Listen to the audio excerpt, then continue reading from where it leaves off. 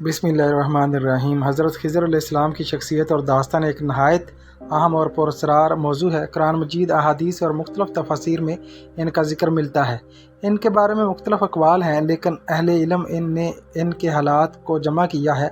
ذیل میں آپ کے لیے حضرت خضر علیہ السلام کی مکمل داستان تفصیل سے بیان کر رہا ہوں۔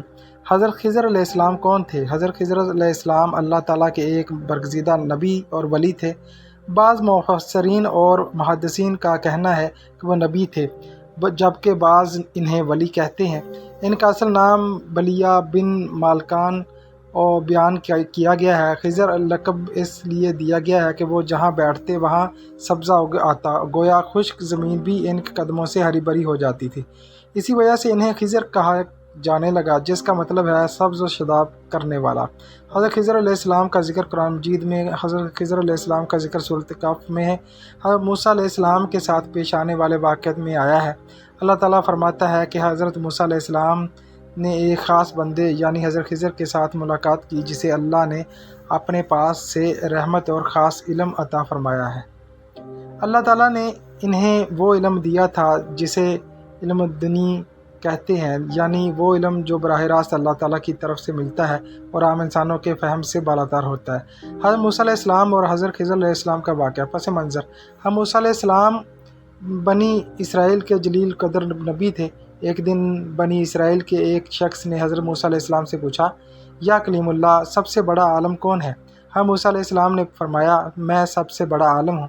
اللہ تعالیٰ نے وحی فرمائی کہ اے موسیٰ، تمہارے پاس ایک ایسا بندہ ہے جسے ہم نے خاص علم عطا فرمایا ہے، تمہارے پاس وہ علم نہیں۔ اس پر حضرت موسیٰ علیہ السلام نے عرض کیا، یا اللہ، مجھے اس بندے تک رسائی عطا فرما۔ ملاقات کا مقام۔ اللہ تعالیٰ نے فرمایا، وہ بندہ دو سمندروں کے ملنے کے مقام پر ہے، تمہارے ساتھ ایک مچھلی لو اور جب وہ مچھلی زندہ ہو کر پانی میں کود جائے تو وہی جگہ اس بندے کی ملاقات کی جگہ ہے۔ حضرت موسیٰ علیہ السلام اپنے خادم حضرت یوشع بن نون کے ساتھ روانہ ہوئے۔ سفر کے دوران وہ ایک چٹان کے قریب آرام کرنے لگے۔ اسی دوران وہ مچھلی زندہ ہو کر سمندر میں کود گئی، لیکن خادم بھول گیا کہ یہ بات حضرت موسیٰ علیہ السلام کو بتائی۔ کچھ فاصلے کے بعد خادم کو یاد آیا اور عرض کیا، یا نبی اللہ، جہاں ہم نے آرام کیا تھا وہاں مچھلی پانی میں زندہ ہو کر نکل گئی۔ حضرت موسیٰ علیہ السلام نے کہا، یہی وہ مقام ہے جہاں ہمیں جانا تھا۔ پھر دونوں واپس لوٹے اور وہاں خضر علیہ السلام کو پایا۔ 3 بڑے واقعات۔ کشتی کا سراغ کرنا۔ حضرت خضر علیہ السلام نے حضرت موسیٰ علیہ السلام سے کہا کہ اگر تم میرے ساتھ رہنا چاہتے ہو تو صبر کرنا ہوگا اور کوئی سوال نہ کرنا جب تک میں خود وضاحت نہ کروں۔ پہلا واقعہ یہ ہوا کہ ایک کشتی میں سوار ہوئے حضرت خضر علیہ السلام نے کشتی میں سراغ کر دیا۔ حضرت موسیٰ علیہ السلام نے کہا، آپ نے یہ کیا کیا؟ لوگوں کی کشتی میں سراغ کر دیا تاکہ وہ ڈوب جائیں، یہ تو بڑی سنگین حرکت ہے۔ حضرت خضر نے فرمایا، میں نے کہا تھا کہ صبر کرنا۔ حضرت موسیٰ علیہ السلام نے معذرت کی۔ بعد میں وضاحت کی گئی کہ وہ کشتی غریب لوگوں کی تھی اور آگے ایک ظالم بادشاہ ہر اچھی کشتی چھین لیتا تھا۔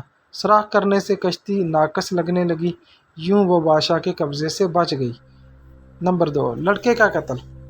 دوسرا واقعہ یہ ہوا کہ حضرت خضر علیہ السلام نے ایک لڑکے کو قتل کر دیا۔ حضرت موسیٰ علیہ السلام چونک پڑے اور فرمایا، آپ نے ایک بے گناہ کی جان لے لی، یہ تو بہت بڑا گناہ ہے۔ حضرت خضر علیہ السلام نے کہا، میں نے کہا تھا آپ صبر نہیں کر سکیں گے۔ بعد میں بتایا کہ یہ لڑکا نافرمان اور کافر بننے والا تھا، اگر زندہ رہتا تو اپنے والدین کو بھی کفر اور بغاوت میں مبتلا کرتا۔ اللہ تعالیٰ نے والدین کے حق میں بہتر یہی چاہا کہ اسے لے لیا جائے اور اس کی جگہ ایک نیک اور فرمانبردار اولاد عطا کرے۔ نمبر 3، دیوار کی تعمیر۔ تیسرا واقعہ یہ ہوا کہ وہ ایک بستی میں گئے، وہاں کے لوگوں نے ان کی مہمان نوازی نہ کی، لیکن حضرت خضر علیہ السلام نے وہاں ایک گرنے والی دیوار کو سیدھا کر دیا۔ حضرت موسیٰ علیہ السلام نے کہا، آپ چاہتے تو اس کام کے بدلے کچھ مزدوری لے لیتے۔ اس پر حضرت خضر علیہ السلام نے کہا، یہ وقت جدائی ہے، میں اب تمہیں ان سب باتوں کی حقیقت بتا دیتا ہوں۔ وضاحت یہ تھی کہ اس بستی میں 2 یتیم بچے رہتے تھے اور ان کا خزانہ اس دیوار کے نیچے دفن تھا۔ ان کے والد نیک تھے، اللہ چاہتا تھا کہ وہ خزانہ اس وقت نکلے جب وہ بڑے ہو جائیں، اس لیے دیوار کو درست کر دیا تاکہ خزانہ محفوظ رہے۔ انجام: ان 3 واقعات کے بعد حضرت خضر علیہ السلام نے حضرت موسیٰ علیہ السلام سے رخصت لی اور فرمایا کہ میرا اور آپ کا ساتھ یہیں تک ہے۔ حضرت خضر علیہ السلام کی زندگی اور مقام: حضرت خضر علیہ السلام کو اللہ نے طویل عمر عطا فرمائی۔ بعض روایات کے مطابق وہ ابھی تک زندہ ہے اور زمین پر گھومتے پھرتے ہیں، جبکہ بعض علماء اس کو درست نہیں سمجھتے۔ البتہ یہ بات سب مانتے ہیں کہ حضرت خضر علیہ السلام کو خاص علم، خاص طاقت اور اللہ کی خاص رحمت حاصل تھی۔